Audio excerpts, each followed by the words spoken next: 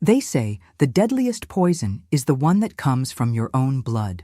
When those you carried in your womb turn against you, there's no deeper pain in the world. And that's how I learned that not all a mother's love can save a child who chooses to be lost. Good afternoon, my dears. This is Grandma Betty, 72 years old, speaking to you from Charleston, South Carolina. But today you'll hear my story that took place mainly in my simple home in South Central Los Angeles, a neighborhood that has seen it all, from the days of dangerous projects to the gentrification we see today. The sound of car stereos blasting on Sundays was always the soundtrack of our community, along with the calls of street vendors and the daily hustle and bustle. Before I begin my story, I want to thank all of you who are following my channel. If you're enjoying my account, please take a moment to like this video, subscribe, and comment below to let me know where you're watching from. It could be your neighborhood, your city, or even another country if there are Americans abroad. It brings this grandma so much joy to know that people from all over are listening to my stories. You can't imagine how happy it makes me. I was born in 1953 in a small town in rural Kentucky called Millerville, a place where life was hard but honest. My father, George, worked the fields, planting a bit of everything: corn, beans, potatoes, and my mother, Mary, took care of the house and sold homemade preserves to help with the income. We were poor, but we never went hungry. And more importantly, we were happy, united. Our house was simple, with a dirt floor that turned to mud during heavy rains, but it was filled with love. My father never raised his voice to my mother. Every night, no matter how tired he was, he would kiss her forehead and thank her for the food. On Sundays, when there was no work in the fields, he would take me fishing in the creek or picking fruit from the trees. My mother made sure to teach me everything about running a household.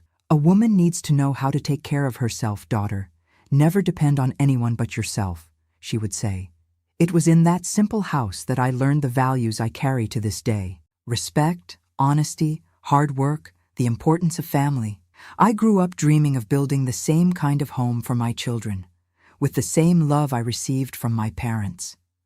Life was difficult but peaceful until I was 16, when a terrible drought destroyed my father's crops and forced us to try our luck in Los Angeles. We packed what little we had into 2 cardboard suitcases and boarded a crowded bus full of dreams and fears. It was a long, uncomfortable journey, but each mile taking us away from the dried-up land was a mile closer to hope. We arrived in Los Angeles in 1969 at the height of the city's expansion. People coming from all corners of America, buildings growing everywhere, noise, pollution, a world completely different from my quiet countryside. We settled in South Central, in a small house we shared with another family of migrants. My father got a job in a textile factory. My mother started working as a maid for a wealthy family in Beverly Hills. It was difficult at first. The big city swallows you up, you know. Everything is far away, everything is expensive, everyone is in a hurry. But we adapted, as human beings always do. I started attending a public school near our house and working part-time at a bakery. I wanted to help with expenses and, most importantly, save money to fulfill my mother's dream: buying a sewing machine so she could work from home without having to take 3 buses to reach her employer's house. It was at that bakery where I met Richard. He was a delivery guy, taking bread to stores and groceries in the area. A handsome, strong young man with an easy smile and animated conversation. He was 22. I was 17. I fell in love with the way he looked at the world with optimism, even though he had grown up in the hardness of the projects. Richard never knew his father, was raised only by his mother who worked as a laundress. He only studied until 4th grade, but he had a natural intelligence, an ability to talk about any subject. "Betty, one day I'm going to give you a good life," he promised me during one of our first dates. "You'll never want for anything in our home." We dated for 2 years, always with the respect that my parents had taught me to demand. Richard would come on Sundays for lunch, help my father fix things around the house, bring simple flowers for my mother. He won over my family the same way he had won my heart, with sincerity, hard work, and that smile that lit up any room. We married in 1972, in a simple ceremony at the neighborhood church. I didn't have a designer wedding dress or a fancy reception, but I had something much more important: my parents' blessing and the certainty that I was beside a good man. Our first home was a small apartment in South Central, which was much smaller then than it is today. We had just one room, divided by a curtain that separated the living room from the bedroom. The bathroom was shared with 4 other families, but it was our little corner, our beginning. Richard continued as a delivery man. I worked as a sales clerk in a clothing store. We saved every penny to improve our lives, always certain that better days would come. Our first son, Mark, was born in 1973. It was such a joy, a healthy baby with his father's eyes and, according to my mother, his mother's stubbornness. Richard cried when he held the boy for the first time, promising that he would be a present, loving father, different from the father he himself never had. "Our son will get an education, Betty," he would say while rocking the baby. "He'll be a doctor, an engineer, whatever he wants. He won't have to wake up at 4 a.m. to deliver bread like his dad." Our second son, Alex, came in 1975. Then Wesley in 1977, Frank in 1979, and Charlie in 1981. 5 boys, one after another, filling the house with noise, with life, with hope. With each birth, we expanded our apartment, adding a room, improving what we could. Richard got a better job at a cigarette factory, working long hours but earning a bit more.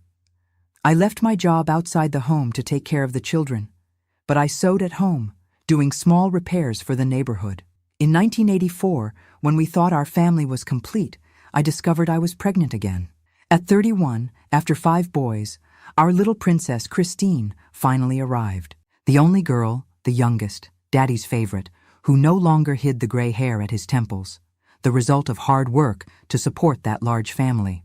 "Now our family is complete," Richard said in the maternity ward, holding little Christine in his huge worker's arms, with a delicacy that contrasted with his size. "God gave us 5 soldiers and a princess. What more could we ask for?" The years went by, and life followed its normal course, with the difficulties and joys of any poor family from the inner city. The boys grew strong, smart, always together like a true brotherhood. Richard worked more and more, accepting overtime, side jobs on weekends, anything to give his children what he didn't have: new school uniforms, complete supplies, sometimes even a toy on special dates. My parents, now elderly, continued to be our foundation of values. They would come for lunch every Sunday, bringing homemade sweets for their grandchildren and stories from Kentucky to fill the afternoons. It was from them that I learned to raise my children with love, but also with clear boundaries. "A child raised without rules becomes a problem, Betty," my father would always say. "Love isn't just hugs and kisses. It's also teaching right from wrong." We followed this advice to the letter. Our boys grew up knowing they had to help at home, study, respect their elders. We all went to church together on Sundays, participated in community events, maintained that sense of united family that had been the foundation of my own upbringing. But life in South Central Los Angeles in the 80s and 90s wasn't easy. Violence was growing. Drugs were beginning to dominate the street corners. Organized crime was infiltrating communities. As much as we tried to protect our children, the reality around them was harsh, tempting, dangerous. The first signs of trouble began when Mark, our firstborn, entered adolescence. Suddenly, the studious and obedient boy started skipping classes, coming home late, responding with aggression. We tried to talk, to understand what was happening, but he closed himself off more and more. "It's just a phase," Richard would say, trying to reassure me. "Every kid goes through this. It will get better soon." But it didn't get better. And worse, Alex, 2 years younger, began to follow in his brother's footsteps. Soon Wesley, too. It was like a domino effect, one dragging the other down a path we couldn't understand. In 1992, I received news that would change everything.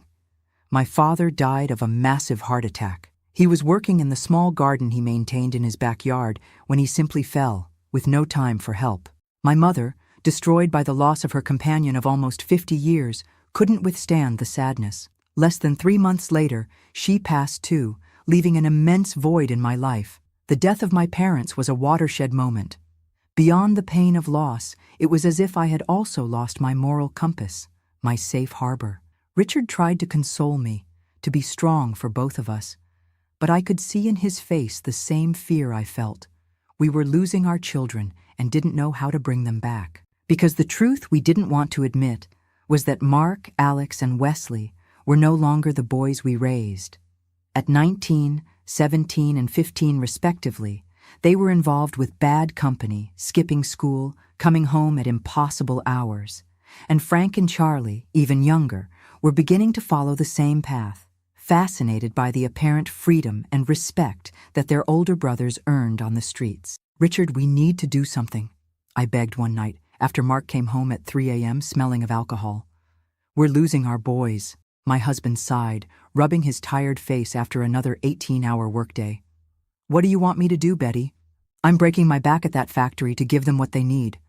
I can't be home all the time to watch them." "It's not about watching. It's about saving. I'm afraid of what might happen to them following this path." Richard tried. He really tried. Serious talks, punishments, even a few spankings for the younger ones when the situation called for it. But it was too late. Our 3 oldest sons were already completely involved with local crime. We later discovered that Mark had become a drug runner at 16. Alex followed the same path shortly after.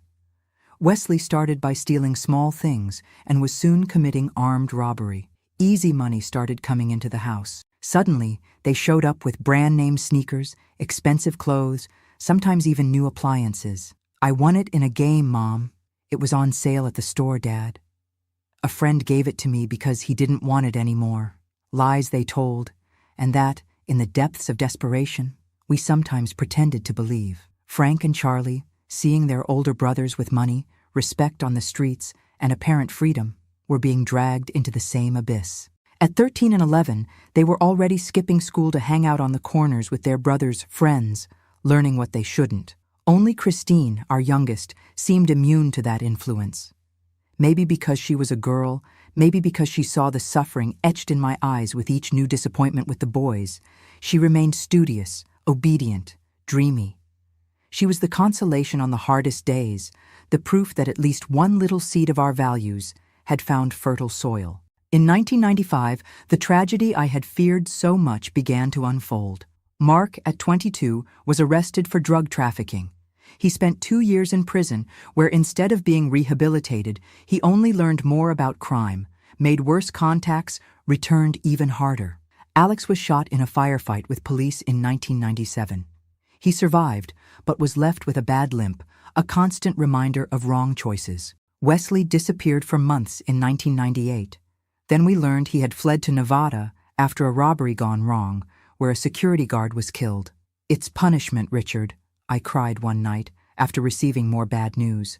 "We did something wrong in raising them. Where did we go wrong?" "It's not punishment, Betty. It's life. We gave love, we gave education, we set an example. But there comes a time when everyone chooses their own path. We can't carry this guilt, but I did carry it. How could I not? They were my children, my blood, my responsibility. Each wrong choice they made was like a knife to my mother's heart.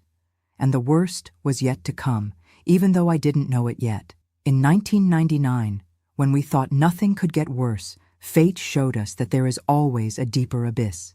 Frank and Charlie, now completely involved in crime, started using hard drugs. It wasn't just marijuana or alcohol anymore. It was cocaine, crack, things that transformed my boys into true strangers in our home. There were days when I would find Charlie, my youngest among the boys, now 18, trembling in a corner of the house, sweating profusely, begging for money to buy more of that poison that consumed him from within. Frank, at 20, had already lost almost all his front teeth, a result of continuous crack use. His eyes, once lively and bright, were now opaque, distant, lost in a world I couldn't reach. Richard, always the strong one in the house, began to wither gradually. Exhaustive work, constant worries, the pain of seeing his sons destroying themselves, all of this was undermining his health, his spirit. He began to have heart problems, high blood pressure, a cough that never went away, the result of decades breathing chemicals at the cigarette factory. And in the midst of all this chaos, Christine, our little princess, now 15, tried to maintain normalcy. She studied hard, dreamed of becoming a nurse, helped around the house, was the ray of sunshine in our increasingly darker days. Richard and I lived for her, to protect her, to ensure that at least one of our children would have a different future. "One day this will all pass, Mom," she would tell me while helping me make dinner, on the rare occasions when we could gather the family at the table. "The boys will understand that this path leads to nothing good. I have faith." Her faith kept me going. Her faith and the love of my Richard, who even sick, even tired, never abandoned our family, never gave up on our children, even when they seemed to have given up on themselves. But fate, my dears, sometimes has plans that destroy even the strongest faith. And it was on a night in September 2000, a night that seemed like so many others in our noisy neighborhood, that the nightmare I had never imagined possible became reality. A night that would forever change the meaning of family, of love, of trust. A night that would prove that sometimes the worst enemy is not the one lurking in the shadows of the street, but the one who sleeps under the same roof as you, who carries your blood, whom you once cradled in your arms, believing you were raising good men. Sometimes I wonder if a mother's love has limits. If there is a point where that unconditional love we feel from a baby's first cry can transform into fear, into disappointment, into an emptiness that nothing fills. It was by discovering this limit that I understood that not every child follows the path we dream of, no matter how much love we give. The year 2000 was when I saw my sons transform completely. Mark, my firstborn, was already 27 and had been out of prison for a while. Many people say prison rehabilitates, but it was different with me. My son went in as a thief and came out a real criminal, with contacts, with worse ideas, with a hatred in his eyes that I no longer recognized. I remember that before being arrested, as wrong as he was going, he would still smile at me, still call me mommy in the rare moments of affection. After prison, it was like having a stranger living in my house. Alex, my second son, at 25, had that leg that wouldn't heal properly after the gunshot. He walked with a limp, in constant pain, and used that as an excuse to sink deeper and deeper into drugs. "It's to ease the pain, Mom," he would say, when I found crack pipes hidden around the room. As if there could be greater pain than seeing a child destroying himself and not being able to do anything. Wesley, at 23, after that escape to Nevada, came back even more dangerous. He was the smartest of the five. He always was. In school, when he still went, teachers said he had the potential to be whatever he wanted. He ended up using that intelligence for the wrong side, becoming the brains of the group, the one who planned the robberies, who made contacts with larger gangs. Frank and Charlie, at 21 and 19, were the most lost in drugs. They couldn't go a day without using. They sold everything they got in the house, from a clock radio to kitchen pots. Once I caught Charlie trying to rip the copper wires from the wall to sell for scrap. It broke my heart. My Richard worked more and more, leaving before sunrise and returning when everyone was already asleep. I think it was his way of escaping that reality that we didn't know how to change. The factory drained all his energy, but I think he preferred the fatigue of the body to the fatigue of the soul, from seeing our sons getting lost one by one. Only Christine, our little one at 16, gave us any hope. Studious, respectful, dreamy. She said she wanted to be a nurse, to care for people, to make a difference. She reminded me so much of myself at her age, before life hardened my heart. Richard and I lived for her, to protect at least one of our children. It was around April 2000 that I noticed a change in my 5 sons. They started meeting more, whispering in corners, stopping talking when I entered the room. They were agitated, nervous, as if they were planning something big. I tried to ask, tried to get close, but they pushed me away. "It's nothing, Mom, stop meddling," Mark would say, always harsh. "Men's business, ma'am, doesn't need to know," Wesley reinforced. And so we continued for months with that tension growing inside the house. They would leave together, return in the early morning, bring money that I knew didn't come from honest work. But what could I do? Report my own sons? Throw them out of the house? For a mother, these choices are like deciding which arm to cut off. In July that year, we discovered that all 5 had joined a gang that dominated part of our neighborhood. They were no longer small-time thieves or corner drug dealers. Now they were involved with big stuff, dangerous people, crimes I couldn't even imagine. A neighbor, Mr. Johnson, who had always been like an uncle to my boys, sought me out. concerned. "Mrs. Betty, your sons are mixed up with the Skull Crew. These people don't play around. Either you get them off this path, or you'll be crying over closed caskets." I cried all night after that warning. Richard tried to talk to them, one by one, then all together. It was useless. They laughed at our concern, said they were moving up in the world, that soon we would see. What kind of rise was this that only led deeper into the hole? August arrived with suffocating heat and increasingly worse news. There was a massacre in the neighboring district, 5 young men executed. Rumors spread that our boys had a hand in it. I never confirmed, never wanted to know. There are truths that a mother prefers not to know. The house that was once full of life, of laughter, of dreams, now seemed like a minefield. Christine and I walked on eggshells, afraid to say something wrong, to provoke explosions. Richard worked even more, even doing 18-hour shifts at the factory. He was running away, I knew it. I didn't blame him. Sometimes I wanted to be able to run away too. In September, things got even worse. The boys started bringing friends home, people with dangerous looks, with guns poorly hidden in their waistbands. They transformed the back room into a kind of headquarters where they spent hours locked up, leaving only to eat or for their nightly operation. "Mom, I'm earning respect in the hood," Alex told me one afternoon, showing a thick gold chain he had bought.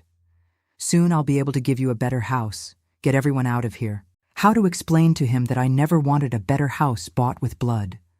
That I preferred our humble but honest home 1,000 times over to a palace built on the misfortune of others? The tension increased every day.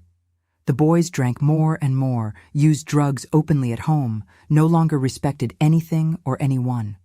Christine started sleeping in my room, afraid to be alone when that crowd arrived. Richard and I argued more and more, not knowing what to do, how to act, how to save what was left of our family. "We need to get out of here," he would say. "Take Christine and start over somewhere else." "And abandon our sons?" I would reply, still clinging to that foolish mother's hope. "They can still change, Richard. I have faith." Faith. That little 3-letter word that meant so much to me. It was what made me get up every morning, what gave me strength to continue, to believe that one day my sons would return to being the boys I raised. I went to church every Sunday, lit candles, made promises, prayed until I lost my voice. But it seemed that God had turned his back on our family. Or perhaps it was just the price we paid for the choices each one makes in life. I remember as if it were yesterday the night when everything changed forever. It was a Friday, September 22nd, 2000. Richard had left for the night shift at the factory, as he did 3 times a week.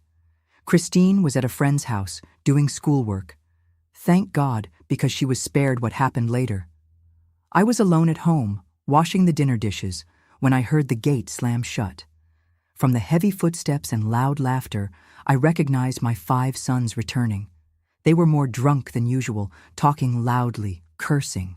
I could hear the sound of bottles clinking, strong smell of whiskey and marijuana invading the house. "Where's the old man?" shouted Mark, stumbling into the kitchen. His eyes were red, his pupil dilated. It wasn't just alcohol, I knew well. "He's working, as always," I replied, continuing to wash the dishes, avoiding looking directly at him. I learned it was better not to face them when they were like this. "And the princess? Mommy's favorite?" It was Alex who asked, laughing in a strange way that sent a chill down my spine. "At a friend's house, doing schoolwork. Should be back soon," I lied, wanting to protect Christine, keep her away from that heavy environment. All 5 entered the kitchen, surrounding me in a way they had never done before. I felt fear, a fear different from anything I had ever felt. It wasn't fear of what they would do to other people, it was fear of what they might do to me, to their own mother. "Don't you ever get tired, Mom?" asked Wesley, picking up a knife from the sink and playing with it between his fingers. "Don't you get tired of pretending we're a normal family? That Dad is an honest worker and you're a devoted housewife? All lies." "I don't know what you're talking about, son," I replied, trying to stay calm, feeling my heart racing. "We are a family." "Maybe not perfect, but—" "Family," interrupted Frank, laughing loudly. "What family? The one that Mr. Richard put in your head? The little house with the white fence, the studious children, all pretty? Wake up, Mom. Look where we live. Look what we've become. It's your fault, accused Charlie, the youngest of the five, but who at that moment seemed the most aggressive. Yours and that old man who only knows how to work and complain. You gave us nothing. Nothing. We had to find our own way. I was shocked by those words. How could the fault be ours? Richard, who worked 18 hours a day to support that house. Me, who bent over backwards to raise 6 children with dignity as much as possible. Who had given up my own dreams to be a full-time mother. You had everything we could give, I said, my voice trembling with indignation. A roof, food, school, love. If you chose this path, it was by your own choice, not because of us. That's when Mark, the oldest, slapped the table so hard it made the dishes jump. Shut up! I can't stand hearing this talk of love, of family, of choices anymore. Life is hard, Mom. There's no room for stupid dreams. At that moment, for the first time, I didn't recognize my son. He was no longer the baby I breastfed, the boy I taught to walk, the teenager who, despite the problems, still showed glimpses of the good heart he had. He was a stranger, with hatred in his eyes, with contempt in his voice, with a contained violence that seemed about to explode. What happened in the hours that followed is something I try every day to erase from my memory. Something so terrible, so painful, so unimaginable that sometimes I wonder if it really happened or if it was just a horrible nightmare from which I never managed to wake up. They were completely out of their minds. They were no longer my sons. They were 5 men dominated by alcohol, by drugs, by the hatred they had cultivated over the years. And I, at 47, mother of 6, who had dedicated my life to raising those boys, found myself transformed into the target of a violence I never thought possible inside my own home by the hands of those I had carried in my womb. I tried to scream, tried to run away, tried to make them stop, remind them who they were, who I was. But it was like talking to walls, walls that closed around me, suffocating me, destroying me in ways no mother should ever experience. When they finally finished, they left the house laughing, as if nothing had happened, as if they hadn't just committed the worst of crimes. I was left lying on the kitchen floor, among broken dish shards and pieces of my shattered dignity, unable to believe what had happened. I don't know how long I stayed there. Maybe minutes, maybe hours. Time loses its meaning when your world collapses like that. I only know that at some point, I found the strength to drag myself to the bathroom, to try to wash what had no washing, to hide the marks that no water could erase. Christine arrived before Richard, thank God. When she saw me, she immediately knew something terrible had happened. I didn't need to say anything. She helped me take a bath, change clothes, lie down in bed. She was only 16, but at that moment she assumed the role of mother, taking care of me with a maturity that broke my heart. It was them, wasn't it, Mom? She asked softly, sitting on the edge of the bed, holding my hand. I couldn't answer, just let the tears roll. She understood the silence. We need to tell Dad. We need to go to the police. I shook my head negatively, panicking just to think about it. How to tell my husband that his own sons had done that. How to report them to the police. How to transform that private nightmare into a public scandal. I can't, daughter. Your father, he'll kill them. Maybe that's what they deserve, she replied, with a harshness that didn't match her still girlish face. When Richard arrived, hours later, I tried to pretend everything was fine. I said I had fallen, that I had a headache, that I just needed to rest. But he knew me too well, knew how to read between the lines of my silence. What did they do, Betty? He asked, sitting beside me on the bed, his eyes tired from so much work now alert, concerned. I couldn't answer. How to put that horror into words. How to make my husband, father of those men, understand the monstrosity they had committed. It was Christine who spoke. With a courage I don't know where she got, she told what she had found when she arrived, the state I was in, the obvious conclusions. Richard listened in silence, his face hardening with each word, his hands closing into fists, the veins in his neck jumping from a rage I had never seen in him. I don't believe it, he finally said, his voice low, controlled, but loaded with contained fury. I don't believe that my own sons... No, it can't be true. I understood his denial. It was easier to believe that I had made it all up, that I was confused, that it had been something else. Easier than accepting that those who carried his name, his blood, had committed such an atrocity. "Dad," Christine insisted. "Look at her. Look at the bruises. Do you really think Mom would make something like this up?" Richard looked at me. Really looked. Saw the marks I had tried to hide. Saw the terror in my eyes. Saw the truth that not even I wanted to face. And something inside him broke. I saw it happen. Saw the exact moment when the good, hard-working, patient man I had known for almost 30 years transformed into someone else. "I'm going to kill them," he said simply, getting up. "I'm going to kill them, one by one." I grabbed his arm, begging, "No, Richard. It won't solve anything. It will only make everything worse. And what do you suggest? That we pretend nothing happened? That we welcome them with open arms after what they did?" "I'm not that kind of man, Betty. There are things you don't forgive." That night, we didn't sleep. Richard sat in the living room with a machete he used to clear the yard in his hands, waiting. But the boys didn't return. Maybe they knew what they had done. Maybe they were afraid of their father's reaction when he found out. Maybe they were just continuing the party somewhere else. I only know that we didn't see them for days. It was during this interval that Richard made a decision that would forever change the course of our history. A decision that, even after so many years, I still wonder if it was the right one, if there was an alternative, if we could have resolved it another way. But as that old saying goes, when blood becomes poison, there is no antidote that can save you. And our blood, that which ran in the veins of our 5 sons, had transformed into the worst poison of all, one that destroys not only the body, but also the soul, the family, the trust, the love. A poison for which we were not prepared and that almost killed us all. There are times in a mother's life when it seems the world has stopped spinning, when time has frozen in such a terrible moment that you would give anything to go back, to have done differently, to have noticed the signs earlier. But the clock doesn't turn back, and we have to continue carrying wounds that not even time can completely heal. During the 3 days that followed that horrible night, I stayed between the bed and the couch, unable to do the simplest things. My body ached, but my soul bled even more. Christine, my girl of only 16, assumed the role of housewife, taking care of me, making food, trying to maintain some normality in that nightmare scenario. Richard seemed like a volcano about to erupt. He didn't sleep, barely ate, kept walking from one side to the other with that machete in his hand, his eyes fixed on the door, waiting for the sons to return. I had never seen my husband that way in almost 30 years of marriage. He had always been a calm, patient man who resolved everything by talking.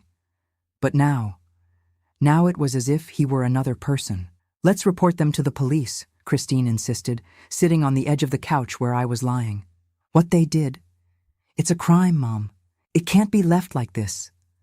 I shook my head, unable to imagine reporting my own sons. How does a mother do that? How does she look into the eyes of a police officer and say that her own sons, whom she carried in her womb, whom she breastfed, whom she taught to walk and talk, committed such an atrocity? "Your daughter is right," Richard said, stopping his nervous pacing around the living room. "We can't leave it like this, but it won't be the police. I don't trust them. The police here in South Central serve whoever pays more. And our sons, they're involved with people who have dirty money to buy even a police captain. So what are we going to do?" I asked, feeling such great despair that it was as if I were drowning. "I'll solve it my way," was all he said, before leaving the house that morning of the 3rd day. Christine and I were left alone, the tension so heavy inside the house that we could barely breathe. It was the end of September 2000, but the heat seemed like midsummer, stifling, suffocating. Or perhaps it was just the weight of recent events that made the air unbreathable. "Dad's going to do something stupid," Christine murmured, looking out the window, following Richard until he disappeared around the corner of the street. I've never seen him like this. I wanted to say no, that her father was a sensible man, that he would never do something reckless, but I couldn't. Because deep down, I also feared what Richard might do in that state. He returned almost at dinner time with a different countenance. The anger was still there, but now there was something else, a cold, calculated determination that frightened me even more than the fury of the previous days. "Pack your things," he announced as soon as he entered. "Just the essentials. We're leaving here tonight." "Leaving? To where?" I asked, confused. "Far away, to the countryside. I've arranged everything. A friend from the factory has a house in Bakersfield that he doesn't use. We can stay there until we find another place." "But what about the boys?" I asked, still trapped in that maternal instinct that never completely goes away, even after the worst betrayals. The look Richard gave me was so hard that I felt a shiver. "What boys, Betty? I don't have sons anymore. They died to me that night." I felt the tears spring up. As terrible as what they did was, they were still my sons. I still kept inside me the memories of them small, innocent, before the world transformed them into those monsters. "We can't just leave," I argued weakly. "We have a life here. Christine's school, your job." "What life, Betty? Look at what we've become. A destroyed family, living among gangsters, afraid of our own sons. That's not life. And Christine can study anywhere. It's better to start from scratch than to continue in this hell." Deep down, I knew he was right. There was nothing left for us there. Only painful memories, shame, fear. But still, the idea of abandoning everything, of leaving behind the sons who, despite everything, I still loved, it was heartbreaking. "What if they come after us?" I asked, fear tightening my chest. Richard sat beside me, holding my hands with a gentleness that contrasted with the hardness of his gaze. "They won't. I guarantee they won't." There was something in the way he said it that gave me chills. What had Richard done in those hours away from home? What had he planned? I wanted to ask, but at the same time, I didn't want to know. There are truths better left buried. That same night, with just 2 suitcases containing the basics, we left the house where we had lived for more than 20 years. The house where I raised my 6 children, where I laughed and cried, where I dreamed of a better future. We left like fugitives, in the middle of the night, leaving behind not only furniture and clothes, but also pieces of ourselves. A friend of Richard's from the factory was waiting for us in an old car a few blocks down. We got in silently, the silent tears running down my face, Christine's hand squeezing mine, seeking a strength that I didn't have to give. "Everything will be all right," Richard said when the car began to move away from the neighborhood. "We're going to start over, the 3 of us. Like a real family, the 3 of us, a real family." Words that should bring comfort, but that only accentuated the pain of loss. Because as much as I tried to deny it, as much as I knew it was necessary, we were abandoning 5 sons, 5 pieces of my heart that, even after everything, still beat for them. The trip to Bakersfield was silent, each one trapped in their own thoughts, in their own pains. Richard's friend respected our silence, driving focused, only occasionally looking in the rearview mirror as if fearing that someone was following us. We arrived in the early morning. The house was simple, in a rural area away from the city. It had 2 small bedrooms, a living room kitchen, and a bathroom. Nothing compared to our house in South Central, which despite being humble, was spacious, the result of years of expansions to accommodate the growing family. "It's not much, but it's safe," Richard's friend said, handing over the keys. "Nobody will find you here." In the first few days, we lived like zombies, performing the basic tasks of survival without really being present. Christine, always the strongest of us, was the first to react. She found a nearby school, enrolled, started making friends with the neighbors. Richard found work at a mechanics shop in town, thanks to the recommendation of the same friend who helped us escape. I was stuck in that limbo between the horror of the past and the emptiness of the present. I couldn't sleep well, woke up screaming in the middle of the night, was afraid to leave the house. Doctors call it post-traumatic stress. I called it personal hell. Richard tried to help me in his way. He brought wildflowers that he picked on the way back from work, prepared breakfast on Sundays, massaged my back when the pains were unbearable. But there was an abyss between us that we didn't know how to cross. An abyss made of unshared secrets, of unasked questions, of answers that perhaps we didn't want to hear. "We need to talk about what happened," he said one night, after Christine had already gone to bed. "We can't keep pretending it didn't exist." "I don't know if I can," I answered honestly. how to put that pain into words, how to name the unnameable. Not about that, he clarified, sitting beside me on the small porch of the house. About the aftermath, about what I did. I felt a chill down my spine. For weeks, I had avoided thinking about what Richard might have done in those hours when he left the house before our escape, about what it meant that our sons wouldn't look for. You don't need to tell me, I whispered, part of me wanting to preserve the image of the good and just man I knew, that I loved. Yes, I do, he insisted. His voice choked. I can't carry this alone, Betty. It's too heavy. And then he told me. With details that still haunt me in nightmares, he told how he sought out an acquaintance, a retired police officer who did special services in the neighborhood. How he paid with our savings of years for him and other men to give our sons a scare. Not to kill, Richard made sure to make this clear, but to ensure that they would never bother us again, that they would never discover where we were. They were beaten badly, he admitted, his hands trembling as he lit a cigarette, a vice he had abandoned years ago and now resumed. The police officer said they won't walk straight for a good while, and he made it very clear that if they ever try to look for us, the beating will be much worse. I remained silent, absorbing that information.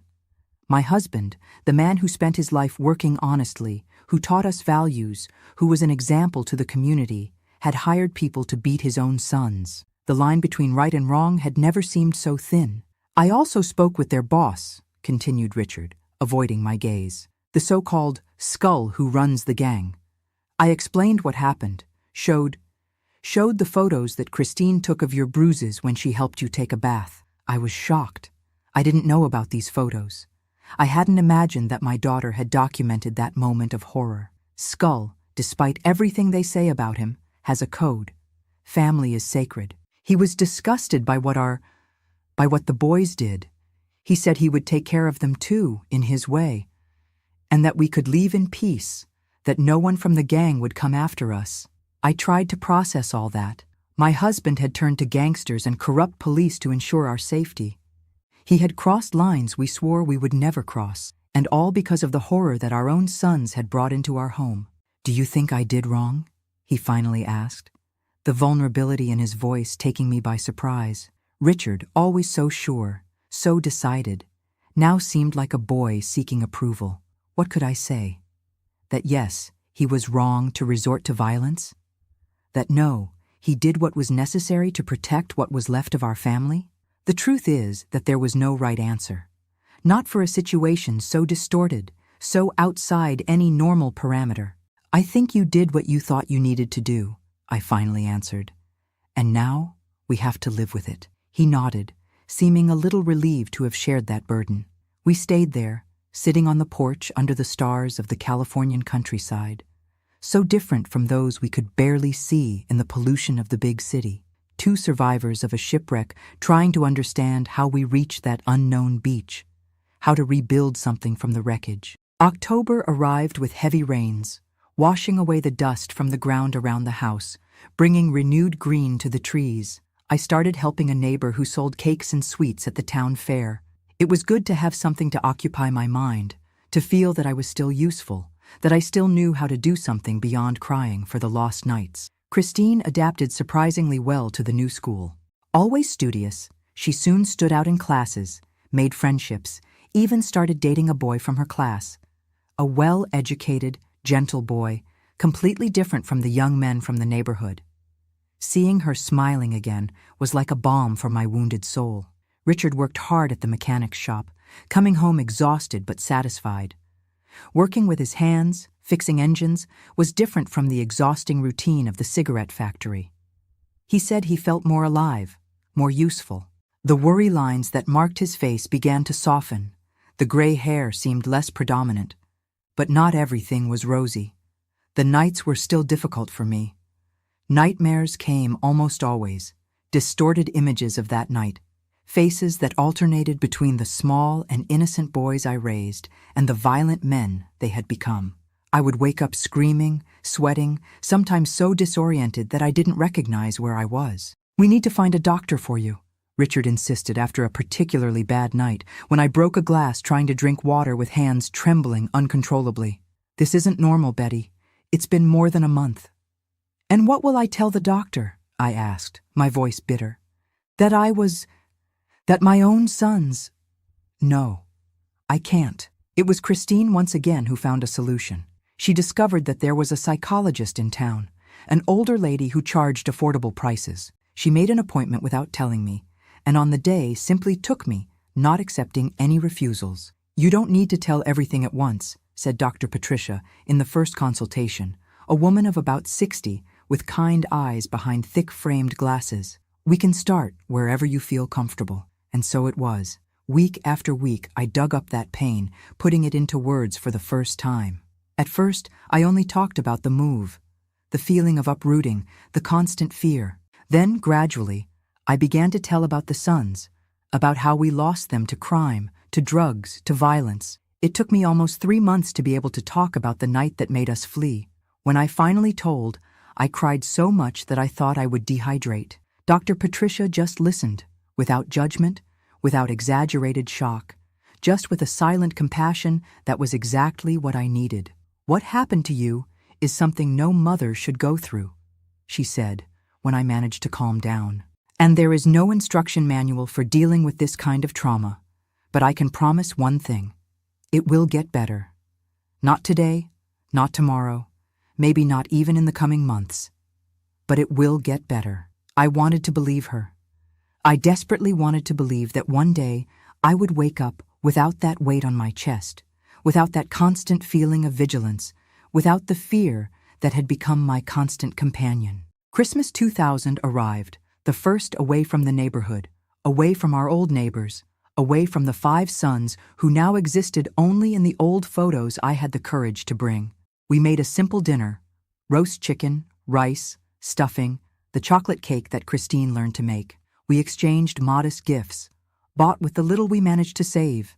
It was a sad and happy Christmas at the same time. Sad for the absences, for the empty spaces around the table, for the memories of past Christmases when the house overflowed with people, with noise, with life. Happy for the peace we were finally beginning to find, for the chance to start over, for the simple fact of being together and safe. In January 2001, I received news that would again change the course of our history.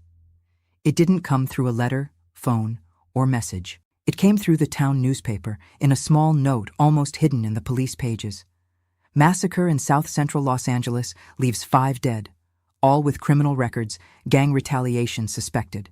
There were no names, just ages: 27, 25, 23, 21, 19. Exactly the ages of my 5 sons. It could be a coincidence, of course. Massacres were not uncommon in the neighborhoods of Los Angeles at that time, but something inside me, that mother's instinct that never fails, immediately knew. I showed the newspaper to Richard when he returned from work. He read in silence, his face an impenetrable mask. Then he carefully folded the newspaper, placed it on the table, and sat down, suddenly looking old and tired. "Do you think?" I began, unable to finish the sentence. "I don't know," he answered honestly. "And maybe it's better not to know." We didn't talk more about it that night, nor on the following nights. It was as if we had made a silent pact not to seek confirmation, not to dig deeper into that wound. If they were really our sons, there was nothing we could do for them anymore. If they weren't, I preferred not to feed false hopes that they were alive somewhere, perhaps even looking for us with intentions I dare not imagine. That news, paradoxically, brought a strange kind of closure, as if a cycle had completed, allowing another to begin. There was no relief. I could never feel relief at the death of my sons, no matter what they had done.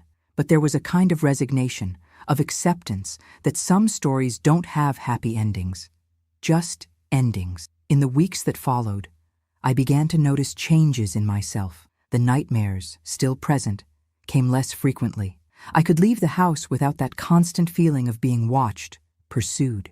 I even started cooking again, something I always loved and had abandoned since the escape, unable to find pleasure in the simple things of life. Therapy with Dr. Patricia continued, now focused not just on processing the trauma, but on rebuilding a life beyond it. "You are not just a victim, Mrs. Betty," she constantly reminded me. You are a survivor, and survivors move forward one step at a time. One step at a time. That's how I rebuilt my life in that small corner of the Californian countryside. One day after another, one small victory at a time. I learned to smile again, to find pleasure in simple things, to look to the future with something beyond fear. Christine graduated from high school in December 2001 with exemplary grades that secured her a place in a nursing technical course in Fresno. It was the beginning of the realization of her dream, to care for people, to make a difference in the world. Graduation was a moment of immense joy and also of reflection on everything we had gone through to get there. Richard, always the worker, managed to save enough money to buy a small piece of land on the outskirts of Bakersfield. He began to build our house little by little, on weekends, with the help of friends from the shop. He was a man of few words, always was, but in those bricks he raised one by one, he was writing a new chapter in our story. And I found my way gradually. I started selling cakes and sweets I made at home, first just to neighbors, then to small markets in the region. In 2003, with Richard's help and a small loan, I opened a sweet shop in the center of town. Nothing very big, just a counter, a few tables, the smell of cinnamon and chocolate that always brought me comfort. Grandma's Sweets, I called the place, even though I wasn't yet a grandmother. But I liked the sound, the feeling of warmth it conveyed. And inside, while kneading, shaping, baking, I found not just a means of living, but a form of healing. It was there, between batches of cakes and trays of sweets, that I slowly rebuilt the woman I once was. Not the same, I would never be the same again. But a stronger, wiser version, who carried scars, but also the ability to find beauty even after the most devastating storm. Because life, my dears, is just like that. Sometimes it throws us to the ground with such force that we think we will never get up again. Sometimes it presents us with horrors that seem impossible to overcome. But as long as we breathe, as long as the heart continues to beat, there is the possibility of a new beginning. There is the chance to transform even the darkest night into a new dawn. And that's exactly what we did, Richard, Christine, and I. We transformed tragedy into a new beginning, pain into growth, the end of one story into the beginning of another completely different one. A story that, despite everything, was still far from over. Please subscribe to this channel, like this video, and comment on what you think of my story. Leave your opinion. I would love to read it. Do you know what it's like to live looking over your shoulder, feeling that the past might catch up to you at any moment? That's how I lived the first years in Bakersfield. Even after that news in the newspaper about the massacre, something inside me couldn't completely believe that my sons were gone. It was as if a part of my mother's heart refused to accept it, even knowing that it might be better that way. The year 2001 passed slowly, as if time had a different rhythm in the countryside. The seasons were more marked, more felt. Winter with that cutting cold that entered through the gaps of our simple little house, spring exploding in colors in the fields around, summer with its noisy storms that made Christine run to our bed as when she was little. Little by little, we created new routines, new memories. Richard left early for the mechanic's shop, Christine for school. I stayed at home trying to transform those strange walls into a home. I went to consultations with Dr. Patricia twice a week, still unable to talk about certain details of that night, but advancing in small steps out of the dark hole I had fallen into. It was in mid-2001 that I received an unexpected visit. I was alone at home, preparing lunch, when I heard knocks on the door. My heart immediately raced, a reflex of the fear that still dominated me. Who could it be? Very few people knew where we lived. "Who is it?" I asked, without opening. "Mrs. Betty? It's me, Mr. Johnson, your neighbor from South Central." I felt my blood freeze. Mr. Johnson, the same one who had warned me about the boys' involvement with the Skull Crew. How had he found us? Why? Could it be a trap? With trembling hands, I opened just a crack in the door, ready to close it quickly if necessary. There he was, the African-American gentleman in his 70s, completely white hair, wearing the same worn cap I remembered seeing every day in the neighborhood. How did you find us?" I asked, keeping the door half closed. Mrs. Betty, I need to talk to you. It's important.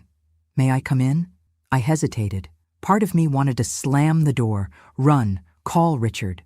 But another part wanted to know, needed to know, what had happened after we left. If those 5 bodies in the news were really my sons. I let him in, offered coffee, hospitality that my mother had taught me and that not even fear could completely erase. He accepted, sat at the simple kitchen table, took off his cap, and nervously turned it between his fingers. Mrs. Betty, I won't beat around the bush. I came because I thought you had the right to know the truth. About your boys. The cup trembled in my hand. Were they in the newspaper story? About the massacre? He nodded slowly. They were, all 5, in an abandoned house at the end of the neighborhood where they had set up a kind of hideout. It was an execution, Mrs. Betty. Shot to the head, gang style. I sat down, my legs no longer supporting the weight of my body. Even having suspected, even having felt inside me that it was them, hearing the confirmation was different. It was final. It was real. Who? I began, unable to finish the question. Skull ordered it, Mr. Johnson said simply. After your husband talked to him, showed what they had done to you, he decreed the sentence. In the neighborhood there are these codes, you know. There are things that not even gangsters tolerate. What your sons did crossed all lines. I remained silent, trying to process. My husband indirectly had caused the death of our sons, or maybe it was they themselves, with their choices, who had sealed their own fate. Or maybe it was me, who couldn't see the signs, who didn't know how to protect them from the path they chose. The guilt's mixed, confused, all insufficient to explain the tragedy that had befallen our family. But there's more, continued Mr. Johnson, looking at the coffee that was cooling in front of him. Before the end, your boys confessed something else, about your daughter, Christine. My heart stopped. What? What about Christine? He took a deep breath, clearly uncomfortable. Mrs. Betty, they confessed that they had also hurt her. Several times. When neither you nor Richard were at home, the world seemed to collapse around me. No, not this. My girl, my little princess, the only ray of light that was left. They couldn't have done this to her too. It was too monstrous, too painful to absorb. It can't be, I whispered, grabbing the edge of the table with such force that my knuckles turned white. She would have told me. I would have noticed something. Victims don't always tell, Mrs. Betty. Out of shame, out of fear, out of not wanting to hurt those they love. Especially when they're from the same family. Mr. Johnson spoke with a sad wisdom, as if he knew that story from personal experience. I thought you needed to know. So you could help the girl. After Mr. Johnson left, refusing money for the return trip, saying only that he owed this to us, I stayed for hours sitting in that kitchen, his words echoing in my mind. Christine, my little one, carrying such a terrible, such a painful secret, alone. Protecting me when it should have been me protecting her.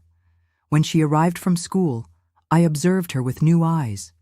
The way she startled at sudden noises, how she avoided certain topics, how she had frequent nightmares that we attributed only to the trauma of having found me that night.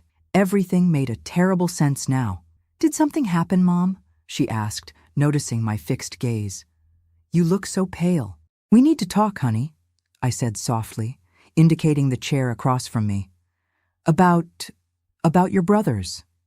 She froze, the color draining from her face. What about them? I received a visit today. From Mr. Johnson, from the neighborhood. I saw the panic in her eyes, her breathing accelerating. And what did he want? To confirm that it was indeed your brothers who died in that massacre, and to tell other things. Things they confessed before dying.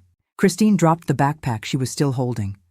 A single tear ran down her young face, and in that tear, I saw the confirmation that my mother's heart didn't want to accept. Oh, honey, I murmured, rising to embrace her. Why didn't you tell me? Why did you carry this alone? She collapsed in my arms then, like a dam that finally breaks after holding too much pressure for too long. Between sobs, she told everything. The threats, the fear, the shame, the guilt for not having done anything to protect me on that last night. "I thought it was my fault," she said, her voice muffled against my shoulder. "That I had done something to provoke it. That if I told you and Dad, you would hate me. Or worse, not believe me. Never, my daughter. Never would it be your fault. And always, always would we believe you." We stayed like that, embracing, crying, for how long I can't say. Two women broken by the same tragedy, carrying different but equally deep wounds. When Richard arrived and found the scene, he didn't need many explanations. Somehow, he already knew. Or maybe he just suspected, but never had the courage to confront the possibility. "We'll find another psychologist for you," I said to Christine that night when she finally managed to calm down. "Someone specialized in this type of trauma." She nodded, seeming simultaneously relieved at no longer having to carry the secret and frightened by the prospect of talking about it with a stranger. In the days that followed, Richard was quiet, more closed than normal. He didn't talk about Mr. Johnson's visit, about the confirmation of the son's death, about what they had done to Christine. It was as if he had built a wall around that pain, isolating it somewhere inside himself where it couldn't contaminate him. A week later, he finally spoke, breaking the silence during dinner. "We're going to move again." I looked at him, surprised. "What do you mean?" "To where? Farther away. Another state, maybe. California has too many memories, too many ghosts. We need a real fresh start." Part of me wanted to protest. We had just settled. Christine was in school. I was beginning to feel less lost. But another part understood perfectly. Every corner of Bakersfield now seemed haunted by what we had discovered, by Mr. Johnson's revelations, by the shadow of those 5 sons who had transformed into monsters. "Where to?" I asked simply. "I thought of South Carolina. Charleston, maybe. I have a cousin there, works in a metalworking factory, said I can easily get a job." Christine, who until then listened in silence, spoke for the first time. "Can I finish the semester here? I'm almost completing some important courses." Richard nodded. "Of course, honey. We're not going to run out like last time. We're going to plan. Do things right." That's how, in January 2002, we again loaded our few possessions and set out for another fresh start. This time, there was something different in the air. It wasn't just the desperate escape of the first time. It was a considered decision, a movement toward something, not just away from something. Charleston welcomed us with its mild climate, its tree-lined streets, its organization typical of Southern charm.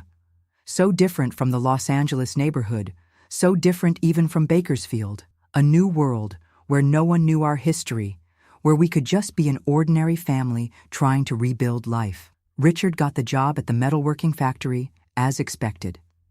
The salary was better than at the mechanic's shop.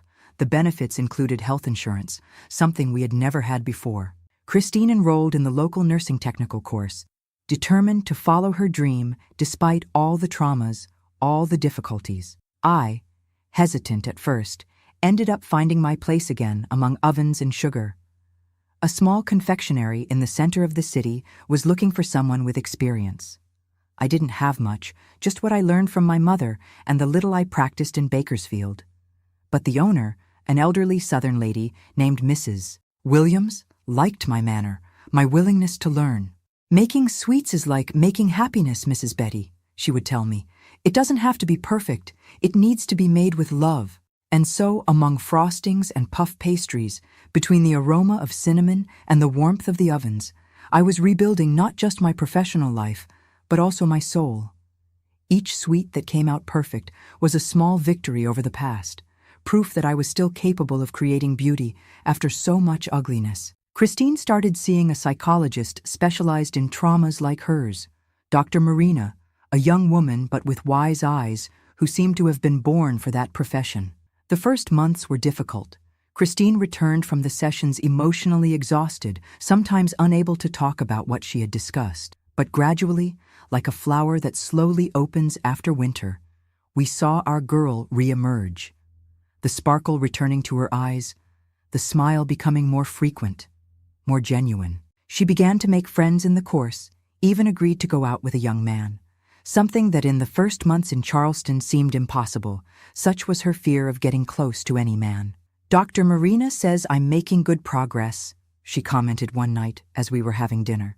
She said my resilience is admirable. Richard, who smiled less since he learned what happened to his daughter, reached out across the table and squeezed her hand. You've always been the strongest of all of us, honey, since you were little. It was around this time, mid-2002, that I received a letter. No return address, just my name and the address of the confectionery where I worked. I opened it with my heart racing, fearing bad news, some even worse revelation about the past we were trying to leave behind. But no, it was a letter from Mr. Johnson. Brief, written with the shaky handwriting of someone not used to writing much. Mrs. Betty, I hope this letter finds you and your family well, at peace. I write to inform you that they found those responsible for the death of your boys.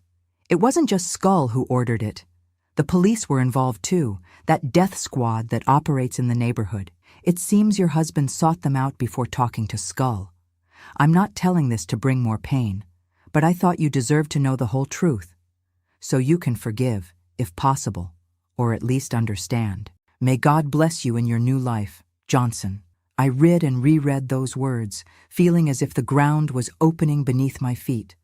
Richard, my husband, the man I had known for more than 30 years, had gone beyond giving a scare to his sons. He had, directly or indirectly, ordered their deaths. When I returned home that night, he immediately noticed something was wrong. I waited for Christine to go to bed, and then, without accusations, without shouting, I simply placed the letter on the table. I need you to tell me the truth, Richard.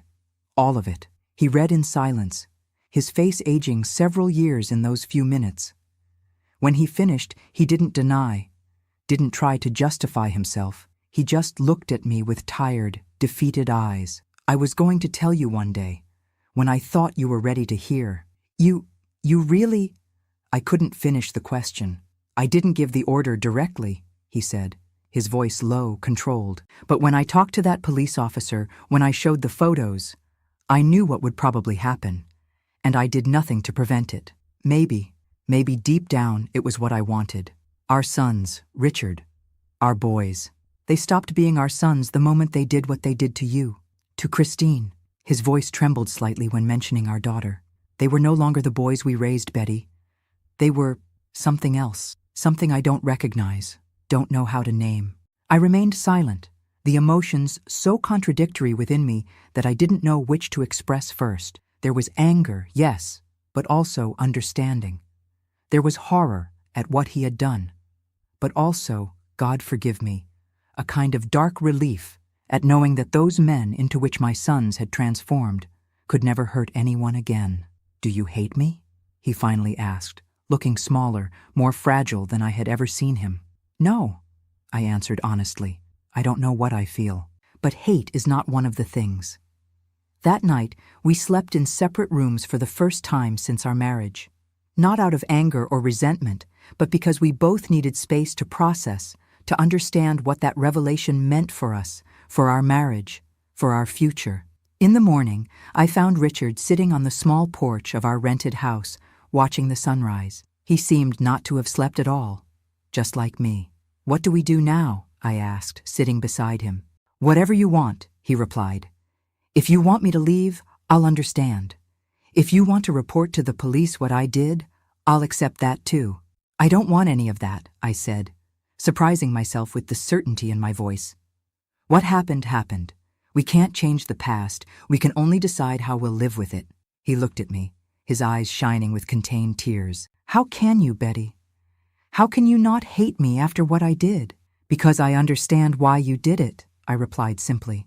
I don't know if I would have done the same in your place. I don't know if I would have had that courage, for lack of a better word. But I understand. And who am I to judge? We all make mistakes. We all carry guilt. Richard extended his hand, hesitant, almost afraid to touch me. I took it between mine, feeling the calluses from decades of hard work, the prominent veins of someone who is no longer young, the strength that always protected me even when the world was falling apart around us. We'll continue, I said. One day at a time, one pain at a time, and maybe, one day, we'll be able to look back without it hurting so much. He nodded, unable to speak, squeezing my hand as if it were a lifeline in a stormy sea. That's how we continued. Not as a perfect couple, not as a family without scars, but as survivors determined to find some meaning amid chaos, some light after the deepest darkness. Christine, absorbed in her studies and her own healing process, never knew about the letter, never knew about her father's role in her brother's death. It was a burden that Richard and I decided to carry alone, sparing her from yet another layer of pain in a life that had already known too much suffering for someone so young. Months turned into years. Charleston ceased to be just a refuge and became home. The confectionery where I worked prospered, and when Mrs. Williams decided to retire in 2005, she offered me the opportunity to buy the business. With Richard's help, who had been promoted at the metalworking factory, we secured a loan and I fulfilled a dream I didn't even know I had. I became a business owner. Grandma's Sweets. I kept the name I had thought of back in Bakersfield. And this time, it was no longer just a distant dream. In 2006, Christine, already graduated and working as a nurse at the municipal hospital, gave us the news that would transform the name of the confectionery into reality. She was pregnant. "It's a girl," she said, showing the ultrasound one Sunday night. "I'm going to call her Claire, because she came to bring light after so much darkness." Richard, who had allowed himself to smile more in recent years, hugged his daughter with tears in his eyes. "I'm going to be a grandfather," he said, his voice choked. Who would have thought? Claire was born on a spring morning in 2007, filling our lives with a love so pure, so intense, that it sometimes seemed almost painful. Holding her in my arms was like holding the future, the promise that life, despite all its cruelties, still holds moments of indescribable beauty. Seeing Christine as a mother, gentle, protective, strong, was a confirmation that we had succeeded. Despite everything, despite the losses, the pain, the mistakes, we had reached the other side, not whole, not without scars, but alive, present, capable of loving and being loved. In 2010, when Claire was 3 years old and running through the confectionery enchanting customers with her easy laugh, I received another letter without a return address. This time, it was even briefer. "Mrs. Betty, Mr. Johnson passed away yesterday. He asked to let you know. He said he died in peace, knowing you were all well. May God bless you. A friend." I cried for that man I barely knew, but who had been an important bridge between the past and the present, who had had the courage to bring painful truths when it would have been easier to leave them buried. Because of him, because of his honesty, Christine had received the help she needed. Because of him, Richard and I were able to face the truth about what had happened to our sons. In his honor, I created a new dessert at the confectionery, Johnson's Truffle, made with dark chocolate on the outside and a sweet coconut filling on the inside. Like him, a tough exterior hiding a good heart. Justice, my dears, doesn't always come as we expect. Sometimes it doesn't come through courts, judges, prison cells. Sometimes it comes in the form of small moments of redemption, opportunities for new beginnings, unexpected encounters that change the course of our story. I don't know if what happened to my sons was justice. I don't know if what Richard did, directly or indirectly, can be called justice. I only know that at that crossroads between fear and whatever justice is, we chose the path that allowed us to keep living. Not without pain, not without doubts, but with the certainty that even in the darkest nights, even in the most difficult moments, there exists the possibility of a dawn. And it was with this certainty that we continued our journey one step at a time, building a life that, despite all the tragedies, was still worth living. Because in the end, that's what it means to survive. Not just continuing to breathe, but finding reasons for each breath to be meaningful, each heartbeat to be an affirmation that we choose life, with all its complexities, its pains, and its unexpected beauties. Sometimes I wonder if we're made of the same material as the phoenixes from ancient legends, those magical birds that when they die, turn to ashes, but then are reborn stronger.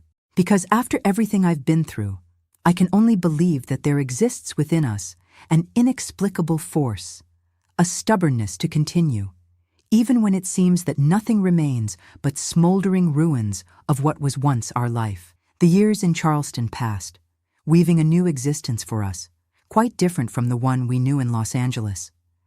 The milder climate, the more organized streets, the less frantic pace of life, all contributed to healing wounds that we thought would bleed forever.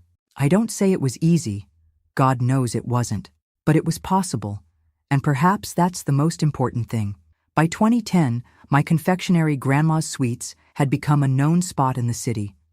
It wasn't much, just a cozy little shop with 5 tables, a glass counter full of goodies, and the permanent smell of vanilla and cinnamon that permeated even my clothes. But it was mine. A place I built from scratch, with my own calloused hands from so much kneading, shaping, baking. Richard continued at the metalworking factory, now as a sector supervisor. Who would have thought that man who barely finished elementary school would come to lead a team of 30 employees? But I always knew my husband had a natural intelligence, a problem-solving ability that no school can teach, and the years had softened his edges, transformed that contained anger into a kind of silent wisdom. Christine, our girl, who was no longer a girl at all at 26, had become a respected nurse at the municipal hospital. She specialized in pediatrics and had a special way with children that made even the most reluctant little ones open up to her. Her marriage to Robert, a pharmacist she met at the hospital, was celebrating 3 years in 2010, and the two were the kind of couple that's a pleasure to see, companions, friends, true partners. And little Claire, our granddaughter, was the sun of our lives. At almost 4 years old, she had her mother's bright eyes and a curiosity that kept everyone on their toes. "Why, Grandma," was the phrase that most often came from that little mouth. "Why is the sky blue? Why can't we eat only sweets? Why does rainwater fall from top to bottom?" And there I went, with all the patience in the world, trying to explain things that sometimes even I didn't know well. "You have more patience with Claire than you had with us," Christine would sometimes joke. "I think grandmas are softer than moms." Maybe it was true. Or maybe life had taught me, in the hardest way possible, to value every second of joy, every opportunity to love, every chance to make a difference in someone's life, especially someone as innocent as Claire, who didn't yet know the cruelties of the world, who saw magic in the simplest things. It was in 2012, when Claire was already in preschool and my confectionery had expanded to a larger space in the center of town, that Richard began to complain of chest pains. At first, we thought it was just fatigue, stress, maybe even a poorly healed cold. But when I found him sitting on the edge of the bed one morning, unable to breathe properly, his pale face covered in cold sweat, I knew it was something more serious. "It's nothing, woman," he tried to reassure me. "It'll pass." But I had already lost too many people in my life to take risks. With Christine's help, who thank God understood these things, we took Richard to the hospital. The tests didn't take long to reveal what I already feared. My husband's heart was compromised. Years of heavy work, constant stress, and who knows, the guilt he carried in silence had taken their toll. "He's going to need surgery," the doctor explained. "The main artery is almost completely blocked. It's a miracle he hasn't had a heart attack yet." Miracle.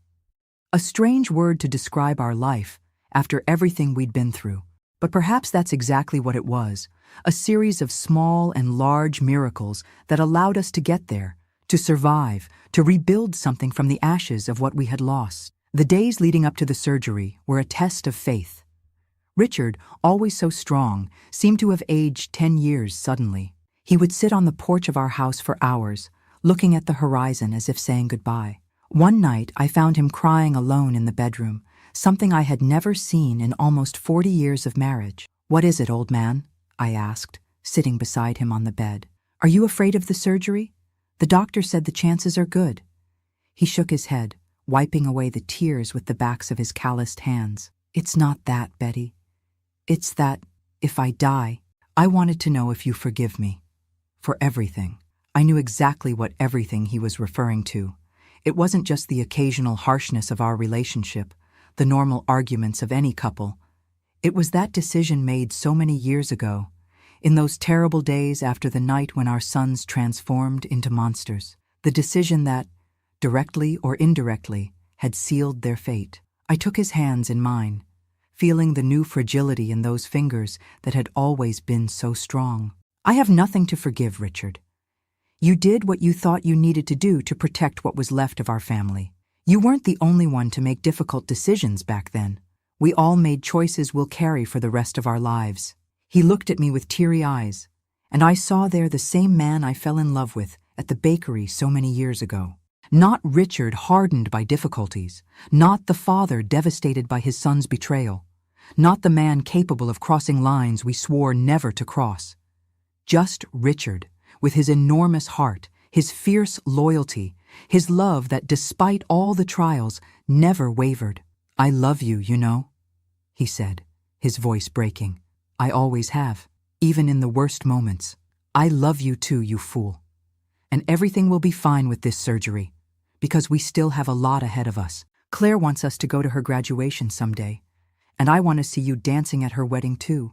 He smiled, and in that smile there was a piece I hadn't seen in a long time. The surgery was long, 7 hours that seemed like 7 decades. I stayed at the hospital the whole time, alternating between praying fervently and remembering to breathe. Christine stayed with me, holding my hand in the most difficult moments, forcing me to eat something when my stomach complained. When the doctor finally appeared, his tired face, but with a small smile, I felt my legs weaken with relief. Everything went well, Mrs. Betty. Your husband is a warrior. He'll need care, rest, changes in lifestyle. But we have good reasons to believe he'll have many years ahead. Recovery wasn't easy. Richard, used to working since he was 12, didn't know how to stay still. He complained about the restrictions, the salt-free diet, the medications he had to take at strict times.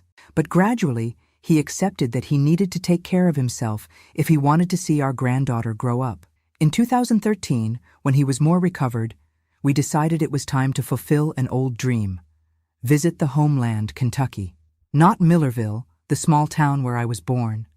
I was afraid of the memories that might resurface, of the ghosts of the past that might still wander those dusty streets. But Louisville, Lexington, Frankfort, historic cities I had always wanted to visit and never had the opportunity. It's our delayed honeymoon, joked Richard as we boarded the bus, holding hands like 2 lovesick teenagers. Those 15 days traveling through the Kentucky hills were a balm for our souls. Away from the routine, away from responsibilities, away even from the painful memories that still occasionally haunted us, I rediscovered the pleasure of simply being alive, of waking each morning next to the man I chose, of tasting different foods, of marveling at the beauty of century-old churches and stone streets that told stories of times we couldn't even imagine. We should have done this before, I commented one night, sitting in the main square of Lexington, drinking hot coffee while watching the movement of tourists. Traveled more, enjoyed more. It's never too late, Richard replied, squeezing my hand. And maybe we needed to go through everything we went through to get here, to value these moments as they deserve. We returned to Charleston renewed, with a different energy. Richard, even retired due to health issues, found a new purpose helping at the confectionery. Who would have thought that those hands accustomed to dealing with metal and heavy machinery would have such skill for decorating cakes and making delicate pastries? But he did. And more than that, he loved the contact with customers, telling stories to the children who entered with wide eyes at the sight of so many sweets. In 2015, when Claire was already 8 years old, we received the news that would complete our family. Christine was pregnant again, this time with a boy.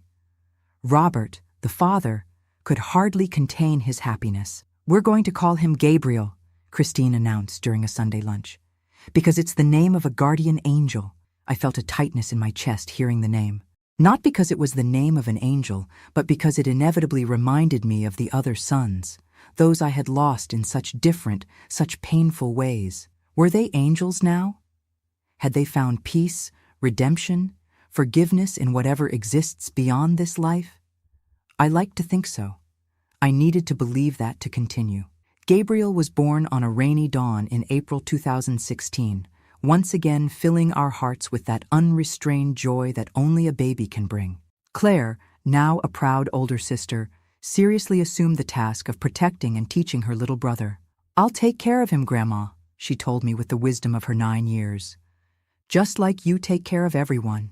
Those simple words moved me more than she could understand, because for so many years, I felt I had failed as a caretaker, as a mother, as a wife, as a person responsible for keeping a family united, safe, happy. Hearing my granddaughter say that I took care of everyone was like receiving an absolution I didn't know I needed. In 2018, when Gabriel was already 2 years old and was a little hurricane of energy, and Claire at 11 was becoming a preteen full of ideas and dreams, Richard and I celebrated 45 years of marriage. We didn't want a big party, but Christine insisted on at least having a special dinner. 45 years isn't for everyone, she argued. You deserve to celebrate. After everything. After everything.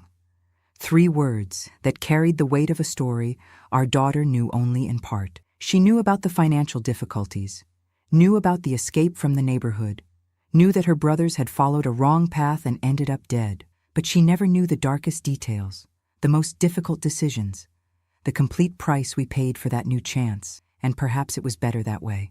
Perhaps certain burdens should indeed be carried only by those who were there when the choices were made, when the paths divided irremediably, when fate showed its cruelest face. The celebration was intimate.